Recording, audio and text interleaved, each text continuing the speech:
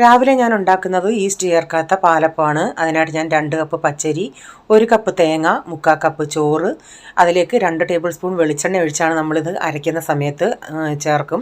എന്നിട്ട് 1.5 table spoon പഞ്ചസാരയും ചേർക്കും. എന്നിട്ടിത് നന്നായി കൈ കൊണ്ടൊരു 5-8 മിനിറ്റ് നന്നായി ഇങ്ങനെ മിക്സ് ചെയ്തിട്ട് നമ്മൾ വെക്കും. എന്നിട്ട് രാവിലെ നമുക്ക് ഉണ്ടാക്കാം. നമ്മൾ ഈസ്റ്റ് ചേർക്കുമ്പോൾ അങ്ങ് പുളിച്ച് പൊങ്ങി വരുന്നത് പോലെ അത്രയൊന്നും പുളിച്ച് പൊങ്ങി വരത്തില്ല.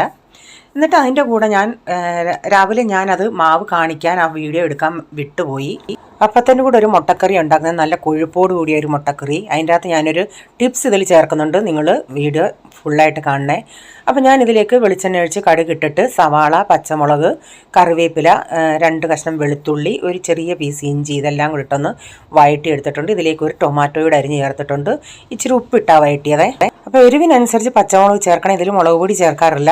അപ്പോൾ ഇതെല്ലാം വഴന്ന് വന്നിട്ടുണ്ടെങ്കിൽ ഇതിലേക്ക് ഞാൻ 2 ഉരുളൻകിഴങ്ങ് പുഴുങ്ങിയത് ഇങ്ങനെ ചെറിയ പീസായിട്ട് അരിഞ്ഞ് ചേർത്തിട്ടുണ്ട്. ഇതിലേക്ക് ഇച്ചിരി മഞ്ഞൾപ്പൊടിയും 2.5 ടീസ്പൂൺ മല്ലിപ്പൊടിയും 3/4 ടീസ്പൂൺ കുരുമുളക് പൊടിയും 1/2 ടീസ്പൂൺ ഗരം മസാലയും കൂടെ ചേർത്തിട്ടുണ്ട്. എന്നിട്ട് കുറച്ച് തേങ്ങ, മഞ്ഞൾപ്പൊടി, 2 ഏലക്ക, 1/2 ടീസ്പൂൺ പെരിഞ്ചീരകം, 1 ടീസ്പൂൺ കടലമാവ്. അതാണ് ഞാൻ ഈ കറി കുറുകാനായിട്ട് ഇതിൽ ചേർത്തത്.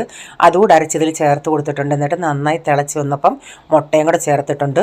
ലാസ്റ്റിൽ ഞാൻ 1 ടീസ്പൂൺ പഞ്ചസാരയും കൂടെ ചേർത്ത് അന്നേരം ആ കടലമാവിൻ്റെയൊക്കെ ടേസ്റ്റ് ഒന്ന് മെയിൻറ്റെയിൻ ചെയ്ത് നമുക്ക് കിട്ടും. ഒത്തിരി കടലമാവ് ചേർക്കരുത്. ഞാനിതിന് ഇത്രയും കറിക്ക് 1 ടീസ്പൂണേ ചേർത്തുള്ളൂ.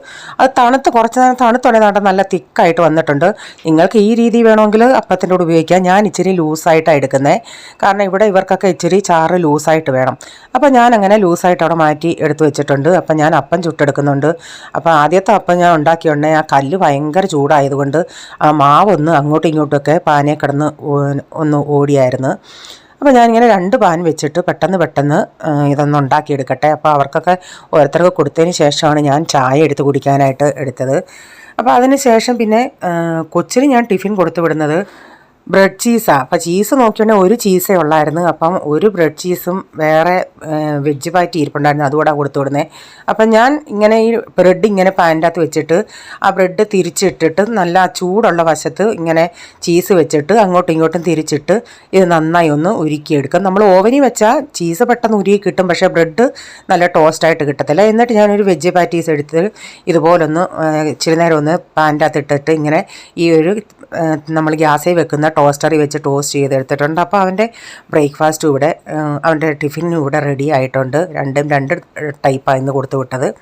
അതിനുശേഷം പിന്നെ പാത്രങ്ങളൊക്കെ കഴുകാനുണ്ടായിരുന്നു. അപ്പോൾ ഈ വീഡിയോയുടെ ഫുള്ളായിട്ടുള്ള വീഡിയോ ആർക്കെങ്കിലും കാണാൻ താല്പര്യമുണ്ടെങ്കിൽ ഞാൻ ബിജീസ് കിച്ചൻ ചാനൽ വ്ളോഗിൽ ഇട്ടിട്ടുണ്ട്. അപ്പോൾ ഇന്നത്തെ വീഡിയോയിലെ വിശേഷങ്ങൾ ഇതൊക്കെയായിരുന്നേ.